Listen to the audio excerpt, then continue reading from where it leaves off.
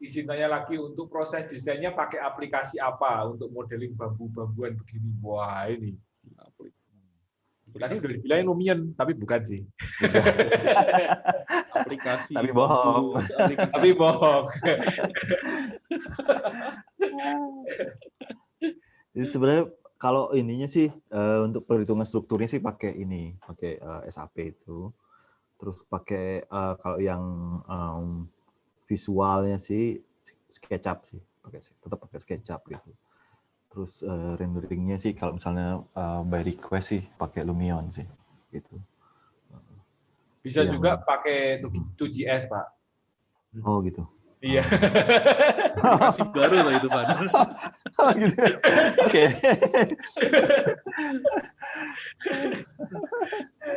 Basically tapi selama proses desain masih sangat depends on market ya, Pak ya. Kalau explore bentuk untuk pas desainnya ya. Iya, sebenarnya ya, karena keterbatasan imajinasi kita sih sebenarnya. Karena kita menemukan hal-hal yang tidak terduga ketika kita buat market gitu. Karena dengan 3 dimensi itu udah segalanya gitu. Karena kita bisa lihat dari atas, dari bawah, cuman nggak bisa dari dalam aja gitu karena kekecilan kan gitu. Tapi bisa kita intip-intip kan gitu. Oh, skalanya kayak gini gitu sih. Kalau sudah masuk SketchUp nanti bisa jadi VR kok. Oh iya. Bisa masuk ke dalam, benar. Bisa masuk ke dalam. Bisa ngerasain di dalam kayak loh, tapi poligonnya itu high poly banget, Pak. Ya, at least mungkin kan masingnya kan secara mungkin bambunya bisa dibikin nggak bulat, mungkin bambunya kotak-kotak juga oke. Tapi kan secara skala kita bisa rasain ya di dalam kayak apa sebenarnya. Ya, tingginya seberapa kira-kira itu pasti kerasa. Ya. Karena SketchUp itu memang sebenarnya bisa dibikin VR langsung itu. Kayak gitu. Ya. Dari Pak Kandi nih, pertanyaan selanjutnya nih. Untuk teknik sambungan antar batang bambu yang baik dan cocok bagaimana? Apa ada teknik lain selain diikat menggunakan tali yang bisa mengakomodasi sambungan tanpa menyakiti atau merusak bambu atau mengurangi kelenturan dan kekuatan bambunya? Pak Kandi ini katanya kebetulan dulu tugas akhirnya menggunakan bambu sebagai material utama bangunan hall. Sempat ditanya dosen penguji mengenai teknik penyambungan antar bangunan bambu, antar batang bambu yang efisien, kuat, dan cocok untuk karakter bambu. Iya itu, Pak Widi. Jadi kalau secara tradisional kan biasanya pakai ikat ya. Ikatnya pakai hijau itu tradisional dan pasak biasanya. Nah kalau sekarang sih karena teknologi kita pakai baut sih, baut sistem long drat gitu. Kita baut gitu dan kombinasi sama pasak bambu juga gitu. Itu yang biasa kita pakai. Pasak dan itu bambu juga loh, Pak? Harus bambu juga. Karena muai susutnya harus sama kan gitu.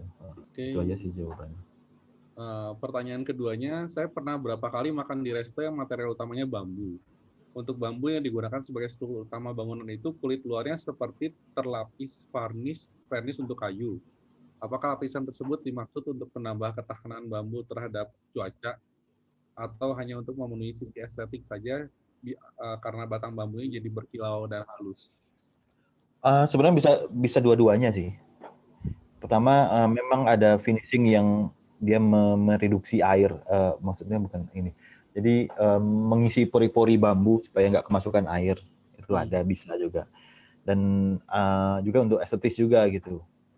Nah tergantung kalau estetis tergantung mau yang glossy atau mau yang doff gitu kan sebenarnya.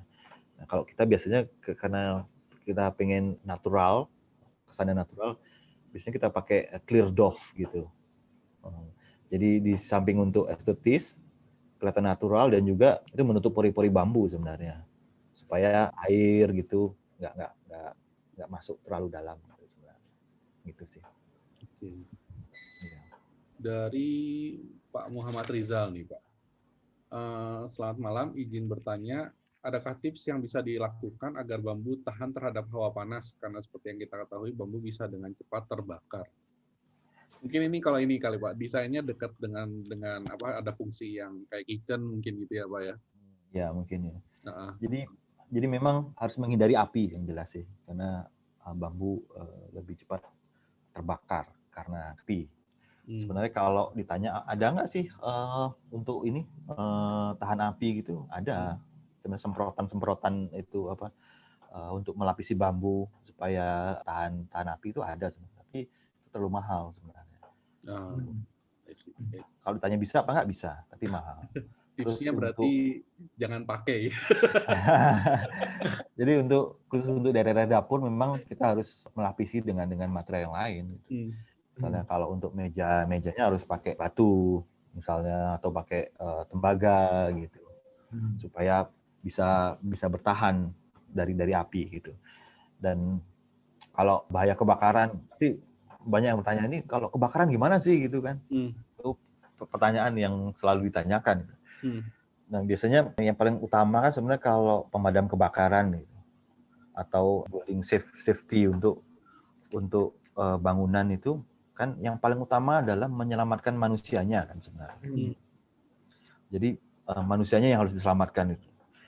Sedangkan bangunannya boleh terbakar habis, tapi manusianya nggak boleh kan, nggak boleh ada yang jadi korban. Jadi secara desain saya biasanya buat bukaan gitu yang orang bisa keluar secara cepat gitu, atau sistem sirkulasinya harus baik gitu ketika kebakaran bisa keluar. Dan saya juga biasanya pakai pemadam api yang portable itu saya sediakan selalu di sana, di bangunan-bangunan itu. Kalau tanya apa bisa pakai sprinkle, bisa, tapi jadi nggak estetis gitu karena ada tonjolan-tonjolan gitu kan. Gitu. Kalau mau yang bisa ditutupin pakai bambu, Pak, mungkin, Pak. Biasanya ditutupin pakai bambu memang. Ya. Tapi tetap kelihatan lah tetap ujungnya. Iya. Tips yang tradisional sebenarnya saya buat kolam misalnya dekat-dekat di situ. Misalnya saya desain villa gitu, biasanya saya ada kolam, lotus pond atau apa gitu. Jadi itu darurat pakai itu aja. Ember ya. Kayak ember gitu.